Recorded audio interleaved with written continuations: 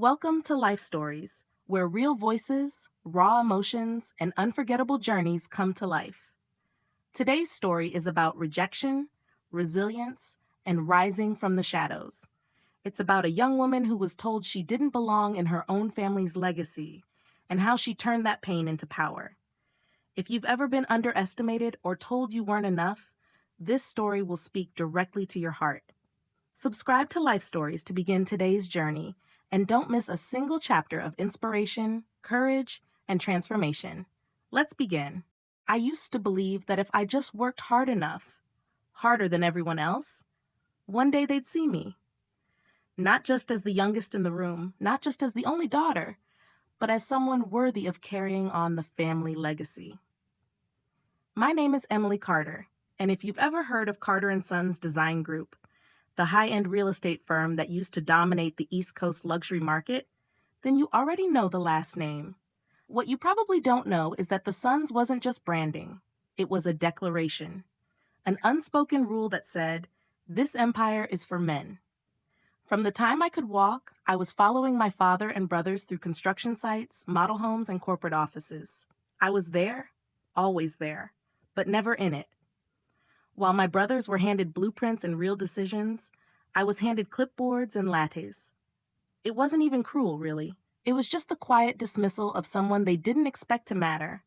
They used words like ambitious, but not like a compliment. More like when you see a toddler trying to open a heavy door. Cute, but pointless. I didn't let it break me. I took every internship they offered, every late shift, every grunt-level project no one wanted. I worked weekends, I studied every contract, devoured every real estate trend report, memorized the company financials until I knew them better than our CFO. By 23, I had an MBA. By 24, I was running full regional projects, quietly, competently, without the recognition. The title was mine in everything but official ink. I never asked for special treatment. All I wanted was to earn my place. Then came that meeting.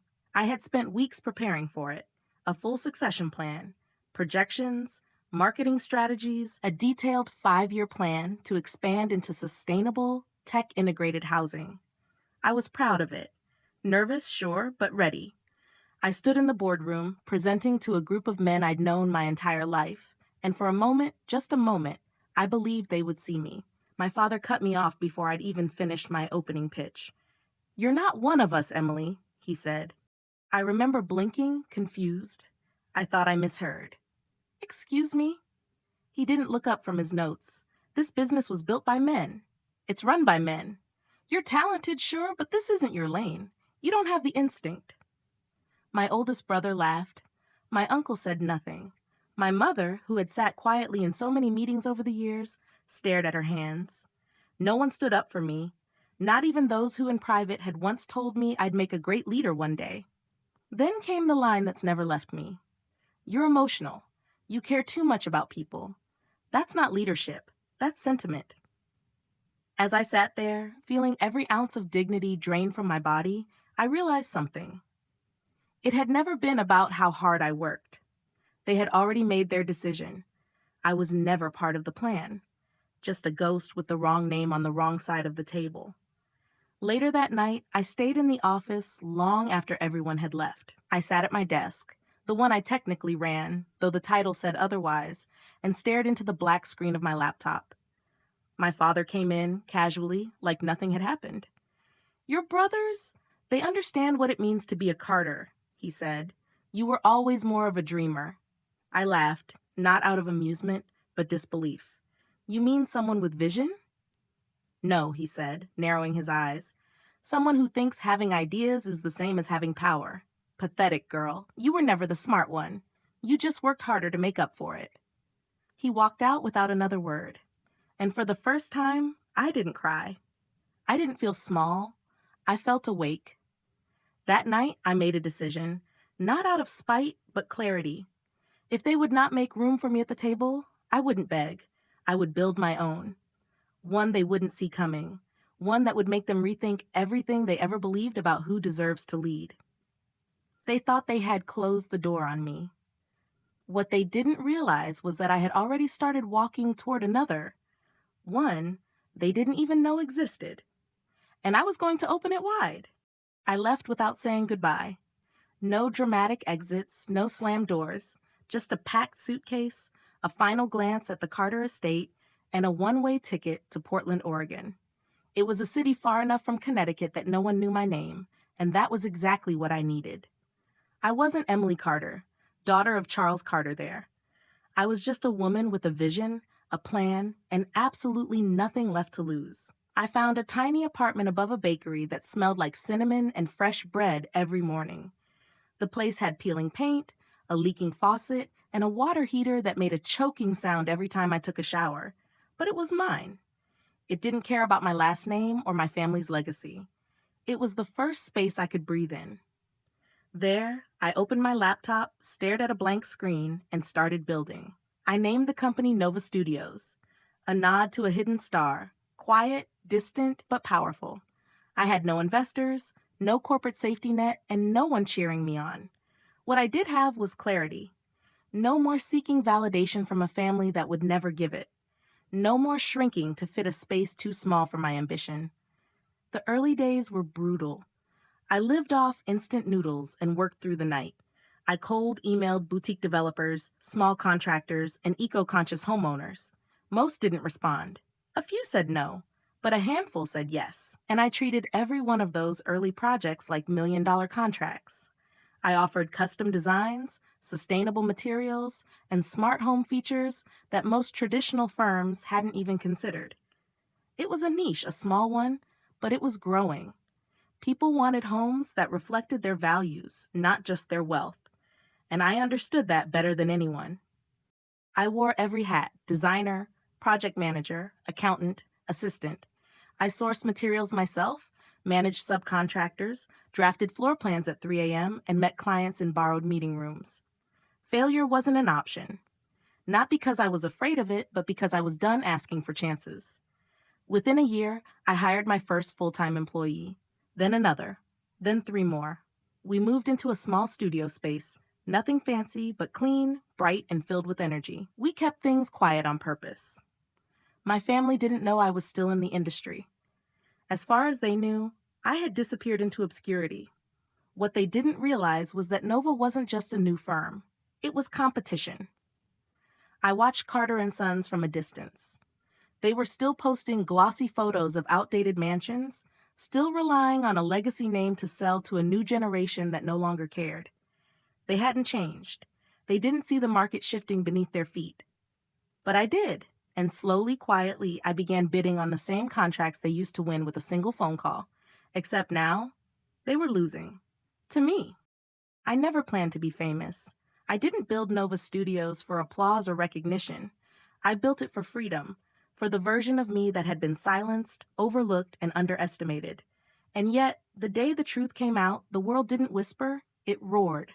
It started with a call from my assistant, breathless and wide-eyed. "Emily, you're trending." I blinked. Trending where? She held out her phone, and there it was. My name, my face, across CNN, Forbes, and every business outlet in the country. Emily Carter, founder of Nova Studios, revealed as heiress of Carter and Sons.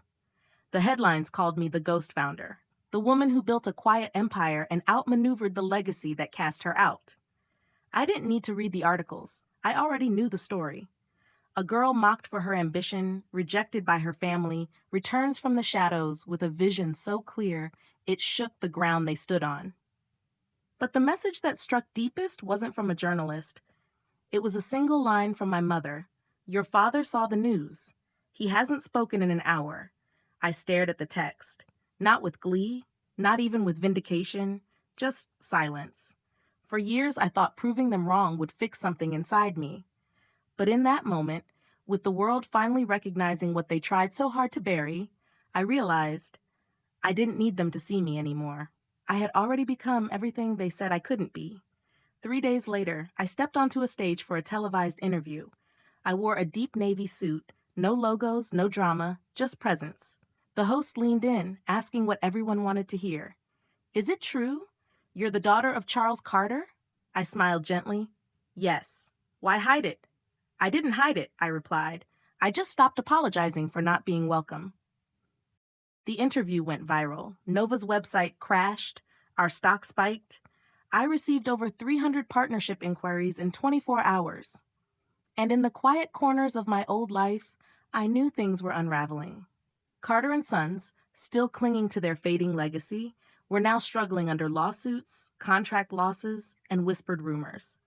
They didn't name us in their statements, but they didn't have to. Everyone already knew.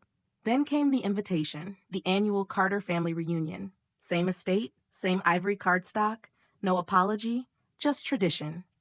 This time, I accepted. I arrived in a ghost gray Rolls Royce, the symbolism not lost on me, and walked through those gates like I belonged. Because I did. My brothers froze when they saw me. My mother gave a soft, sad smile, but I wasn't there for them. I found my father alone on the back patio. He looked out over the lawn, his kingdom now quietly crumbling. "You came," he said. "I did." He studied me. "You've made quite a name for yourself." "I built it," I said simply. He asked for my help. I met his eyes, calm, steady. "I'm not here to rescue you, Dad. I'm here to close the chapter." As I walked away, I felt no hate, just peace. The girl they once dismissed no longer existed. She had led herself home.